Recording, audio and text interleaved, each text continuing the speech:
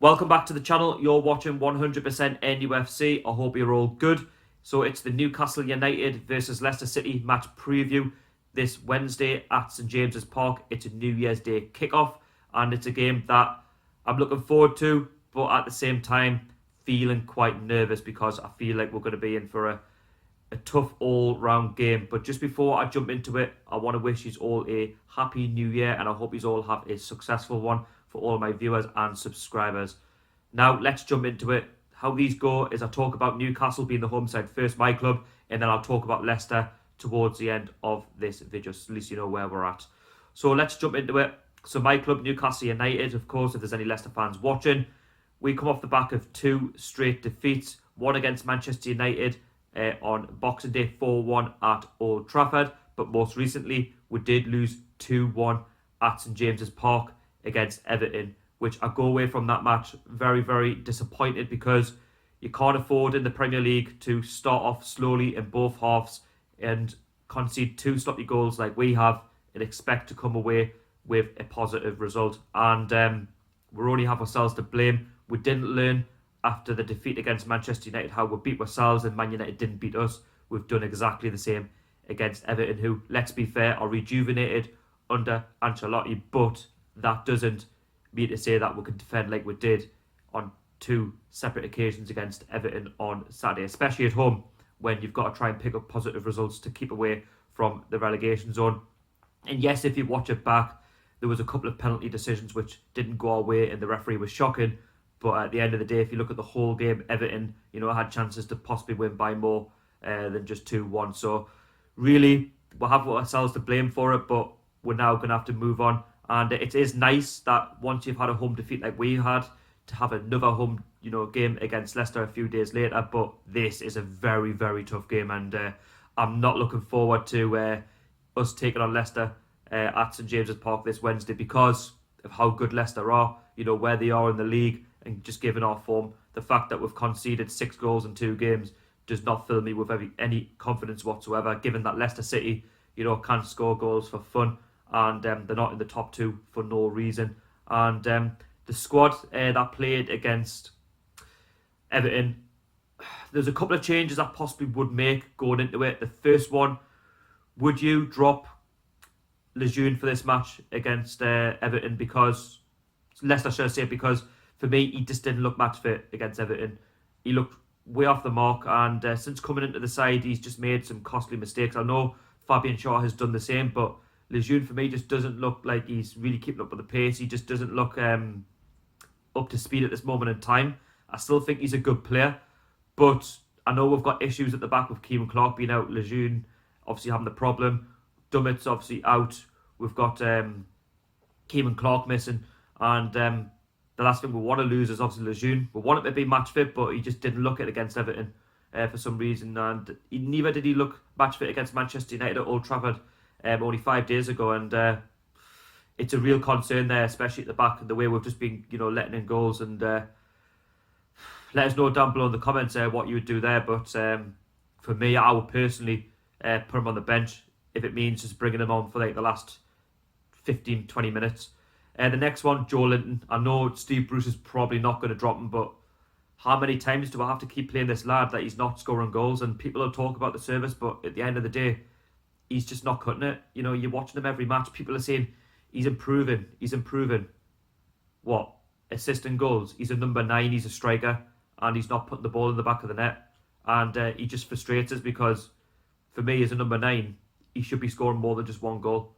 And at this moment in time, I'm starting to lose patience with Joelinton. It's getting to the point now where I'd start Andy Carroll alongside Dwight Gale on Mutu, because why are these not getting games? I know Dwight Gale missed an absolute sitter against Manchester United. We all do. But the point is, against Leicester City, we can't afford to be this wasteful, because if we're wasteful, we know what Leicester City are going to do, regardless of where they play. And we can't afford to miss sitters, to not create opportunities, especially at home. And Joelinton, for me, he just isn't cutting it. Yes, we paid £40 million for him, but the point is, I don't care whether we paid 50 million, 100 million. If you're not performing, right, you need to be on the bench. You need to try and earn the shirt back.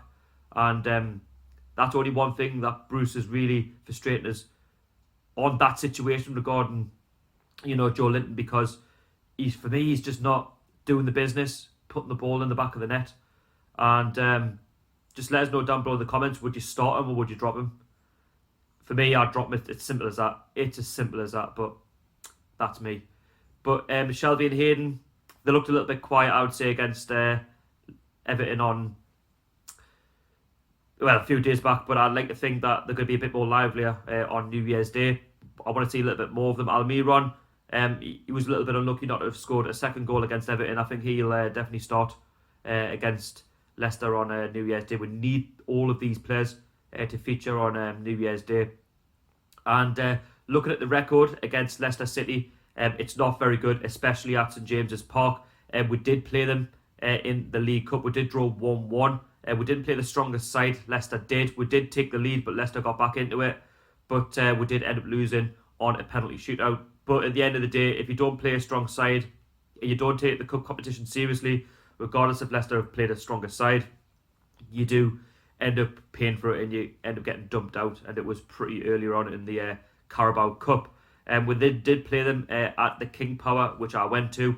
We lost by 5-0. And listen, they were missing some of their big players in that game, Leicester, likes of Maddison. If he was playing, I reckon we would have lost by more than the 5 goals. And that was a disappointing afternoon. I was frustrated. I was calling for Bruce out. But he has slightly won us over a little bit. And I'm not saying at this moment in time that he should be sacked after a couple of defeats. He definitely needs more time to work with the squad and to try and get back on track. And we had 2 difficult fixtures against Manchester United and Everton, respectively. So I think against Leicester City away, hopefully he's learned something that, we need to be better. We need to not underestimate them. We need to try and work the goalkeeper, because at the King Power, we didn't have a shot on target and we didn't even have a corner to a name. So that says it all, really. Yes, we went down to 10 men, but that's no excuse, not to work the goalkeeper. And at home, I want to see us working the goalkeeper. I want to see us hitting the target. I want to see us, working the ball around, making Leicester work for it. And I want to see some set pieces. I actually want to see corners as well against Leicester. I want to see a little bit better than we had at the King Power Stadium back in September, October time. I can't remember when it was, but that was definitely not a good night. And I just wasn't happy as well that the fact that the rest of the players didn't come over and clap for making that big journey down and getting humiliated like that. And Leicester, to be fair, could have won 6, 7, 8 and then even 10, and I wouldn't have complained. It would have been another Southampton all over again. So going into the opponents, Leicester City, they come off the back of a 2-1 win at the Olympic Park against West Ham United, which resulted in Pellegrini getting the sack. I think that was only a matter of time. But Leicester City find themselves in the top 2 of the Premier League, which I think they deserve to be there. Before that, they did lose heavily 4-0 against the champions to be Liverpool, but that's no shame for Leicester, given that where they are in the league, how well Brendan Rodgers has done, at that football club, since arriving halfway through last season from Celtic.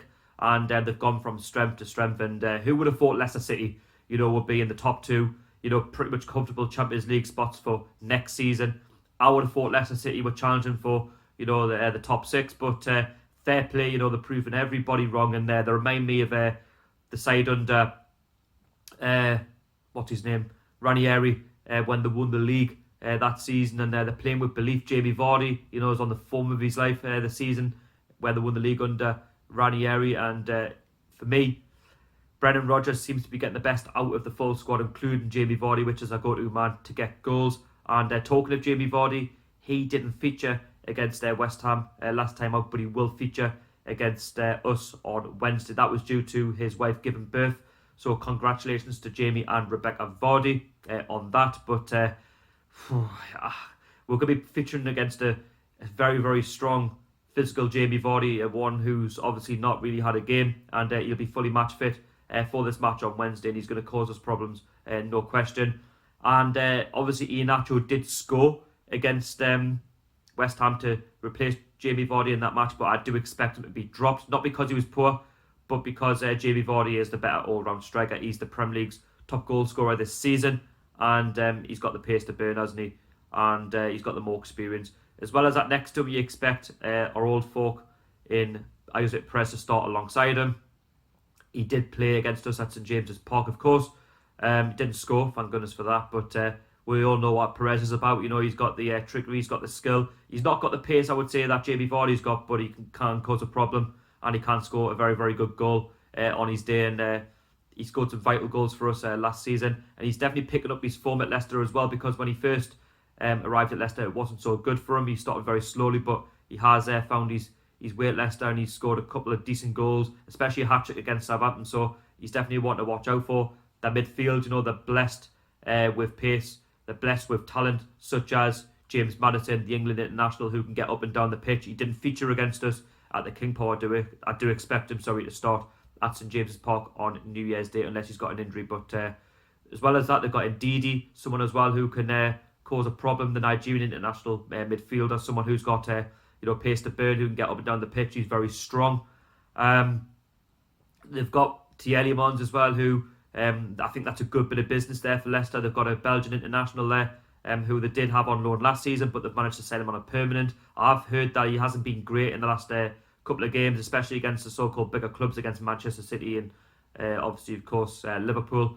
But you do expect him to be bright against us on Wednesday, New Year's Day. He's got the trickery, he's got the skill. Leicester are very blessed in that midfield, and they can always change it as well, especially at half-time if they're behind, or if it's 0-0 or something like that. They can bring on Chowdhury, who we all know about, who should have been sent off in the League Cup game when he put in that bad tackle on Matt Ritchie, who's still out, of course. But